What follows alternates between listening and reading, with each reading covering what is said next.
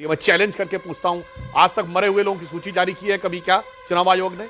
को हर चीज पे भ्रम उत्पन्न करना है। सर्जिकल स्ट्राइक पे भ्रम उत्पन्न करना था, बालाकोट पे भ्रम उत्पन्न करना था, एसबीआई बर्बाद हो गई भ्रम उत्पन्न करना था। मैं भी पत्रकार रहा हूँ, आपकी तरीके से मैंने भी किया, मुझे मालूम है। एक फर्क है सर, आप पत्रकार के बाद पॉलिटिकल पार्टी के हो गए और मैंने ऐसा नहीं किया। अब आशुतोष जी अपने टर्न पे बोलिए, आप तो बीच में नहीं डिस्टर्ब करते, क्या हो गया आज आपको? मैं मानता हूं कि डिफिकल्टी हो गई आपको। शिकायत अगर करेंगे राहुल गांधी तो सदस्यता जाने का खतरा हो सकता है, क्योंकि 7 साल तक की जेल है झूठा हलफनामा देने पे किसी भी कॉन्स्टिट्यूशनल बॉडी को। जय श्री राम दोस्तों, आज के डिबेट में सुधांशु त्रिवेदी जी ने ये जो लिब्रांडो पत्रकार आशुतोष है इसकी तो तोते लाल कर दिए। हुआ यूं कि डिबेट चल रही थी मुख्य चुनाव आयुक्त के प्रेस कॉन्फ्रेंस को लेके। उसमें जो बातें थी वो काफी गंभीर थी, क्योंकि जिस तरह से अपोजिशन और राहुल गांधी चुनाव आयोग पे धब्बे लगाने की कोशिश कर रहा है, वो बताने की कोशिश कर रहा है कि आज तक जितने भी चुनाव हुए हैं वो रिग्ड थे, उनमें धांधली हुई थी। उसी पे मुख्य चुनाव आयुक्त ने ठोक के जवाब दिया है और ये कहा है कि या तो आप हलफनामा दीजिए कि जिसपे चुनाव आयोग अपना जांच कर सके, या नहीं तो आपको माफी मांगनी पड़ेगी। इस तरह से हिट एंड रन वाला केस नहीं चलेगा। इसी को डिफेंड करने के लिए आशुतोष अपना जी तोड़ लगा रखा था, लेकिन अपने ही जाल में फंस गया और सुधांशु त्रिवेदी जी ने उसको सही से सारे फैक्ट्स का ज्ञान दिया है। और क्या विशेष बातें हुई आप खुद डिबेट में देखिए। चलो भाई देखो अब मैं क्या करता हूँ। वो कह रहे हैं कि उनके झूठ का नकाब फटेगा अगर चुनाव आयोग जांच करे। जांच क्यों नहीं करती भाई? और ओपी रावत को भी वो कोट कर रहे हैं, फॉर्मर। देखिए मैं पुनः कहना चाहता हूं, अब मैं कह रहा हूं, ये किसी पूर्व चुनाव आयुक्त को कोट कर रहे हैं तो आशुतोष जी हवा में बात नहीं करनी चाहिए।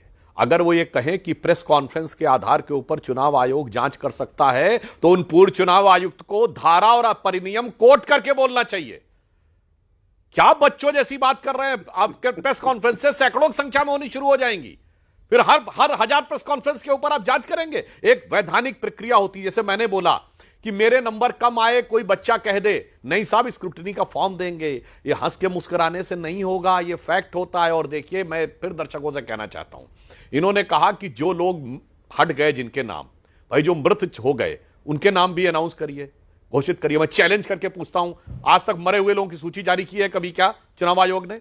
और मैं दर्शकों के सुलभ संज्ञान के लिए कहता हूं, कोई भी एग्जाम होता है तो पास हुए लोगों की सूची जारी होती है, फेल हुए लोगों की नहीं।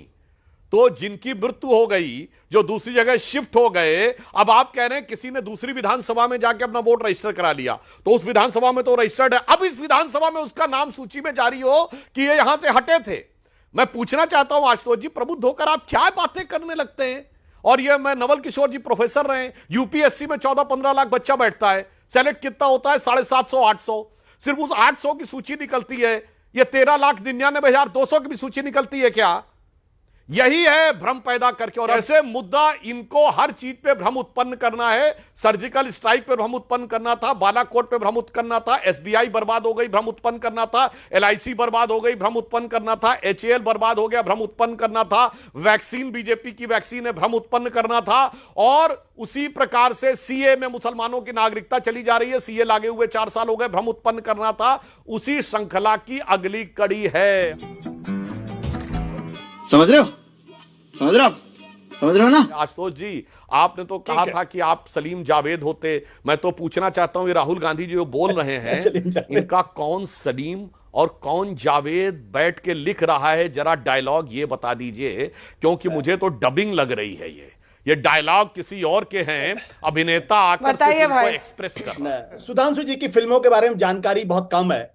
आजकल पहले शूटिंग होती है, उसके बाद वही एक्टर उन्हीं डायलॉग को डब करता है, तो मैं उनकी जानकारी को दुरुस्त कर देता हूं। उनको फिल्मों की जानकारी थोड़ी कम होगी। दूसरी बात, ओपी रावत इस देश के बहुत ही सम्मानित मुख्य चुनाव आयुक्त थे। उनके बारे में कोई टिप्पणी करने के पहले कम से कम एक बार सोचना चाहिए। मुझे नहीं मालूम ज्ञानेश कुमार जी का कोई कानून की कोई जानकारी है या नहीं जानकारी है, संविधान की जानकारी, क्योंकि वो तो कोऑपरेटिव में थे, तो हो सकता है उनकी कानून की जानकारी ना हो या किसी उनके सलाहकार ने गुमराह कर दिया। ये दिलचस्प है कि आप ओपी रावत की प्रशंसा आज कर रहे हैं, लेकिन क्या एमएस गिल साहब सम्मानित मुख्य चुनाव आयुक्त नहीं थे? क्या अनेकों मुख्य चुनाव आयुक्त सम्मानित लोग नहीं थे? लेकिन उनमें से अनेकों ने पॉलिटिकल पद लिया उसके बाद।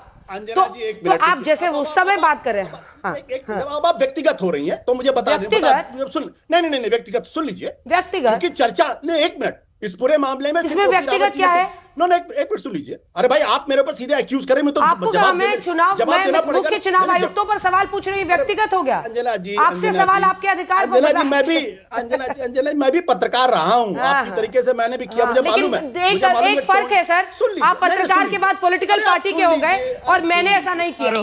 हमको मारो, हमको जिंदा मत छोड़ो सालो, हम कोई मंदिर का घंटा है कि कोई भी आके बजा जाता है। इसलिए चलिए सवाल का जवाब दीजिए। सुन लीजिए, बहुत सारे ऐसे लोग होते हैं, अब आप चूंकि सुनना चाहती हैं इसलिए मैं बता देता हूं, बहुत सारे ऐसे लोग होते हैं जो पद पर रहने के बाद भी राजनीतिक पार्टियों का काम करते हैं। ऐसे बहुत सारे मुख्य चुनाव आयुक्त इस देश के अंदर थे, ऐसे बहुत सारे थे। मैं जिम्मेदारी से इस बात तो कह रहा हूं, लेकिन ओपी रावत ने जो बात कही है उसको भारतीय जनता पार्टी क्यों नकार रही है? सुधांशु जी, जवाब देना चाहिए। ओपी रावत जी का स्टेटमेंट कोट करें और उसमें विद फला लॉज और बाय लॉज कोट करें तो मैं समझ में आए। अब देखिए जो इन्होंने आशुतोष जी ने बोला, आप इतने कम पढ़े लिखे तो नहीं, अगर शिकायत करेंगे, इतने कम पढ़े लिखे तो नहीं। अरे भाई ये पर्सनल होना नहीं होता आशुतोष जी, है ना? मैं बता रहा हूं, पर्सनल होना नहीं होता है कि आप कम पढ़े लिखे नहीं है, फिल्मों के बारे में नहीं जानते हैं। क्या बात है सब लोग अपने अब मैं बता रहा हूं। सुधांशु जी सवाल का जवाब दीजिए, दर्शकों को पता है। सवाल का जवाब दीजिए सुधांशु जी, सवाल का जवाब। अब सुनिए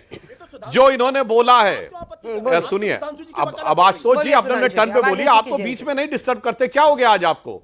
मैं मानता हूं कि डिफिकल्टी हो गई आपको, गजब बेइज्जती है। नहीं, अभी और सुनिए। अब मैं बताता हूं। देखिए जिन्होंने जो आखिरी वाक्य बोला उसी में क्रक्स है। शिकायत अगर करेंगे राहुल गांधी तो सदस्यता जाने का खतरा हो सकता है, क्योंकि 7 साल तक की जेल है झूठा हलफनामा देने पे किसी भी कॉन्स्टिट्यूशनल बॉडी को। और ये किस ढंग से पलट चुके हैं अभी देखिए, याद करिए अंजना जी, इन्होंने वीर सावरकर के मामले पे कोर्ट में जो अवमानना का केस चल रहा था वहां पे पहले क्या कहा कि इन्हें जान का खतरा है, फिर क्या कहा कि मेरी जानकारी के बगैर केस फाइल कर दिया गया। यह तो ऑन रिकॉर्ड है। अभी मात्र 1 हफ्ता पहले का कोर्ट में पलटी मार के, ट्विस्टिंग समरसॉल्ट मार के पलटा हुआ बयान।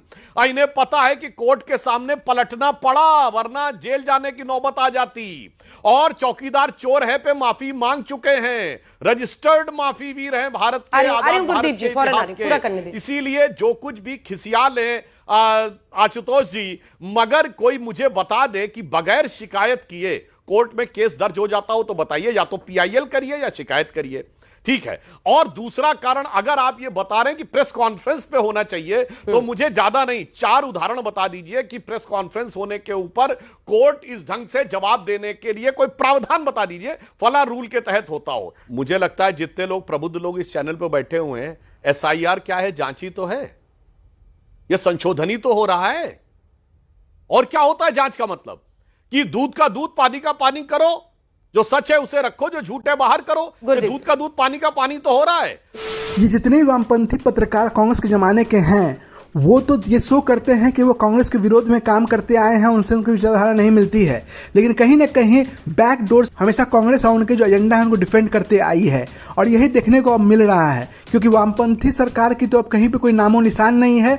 इनडायरेक्टली लोग कांग्रेस के थ्रू शासन में रहना चाहते हैं, उनके जायज नाजायज मुद्दों को डिफेंड करते हैं। दोस्तों आपको अगर वीडियो अच्छा लगा तो इसे कर दीजिए लाइक, अगर आप मेरे चैनल पर नए हैं तो इसे सब्सक्राइब करके ही जाइएगा। जय हिंद, जय भारत।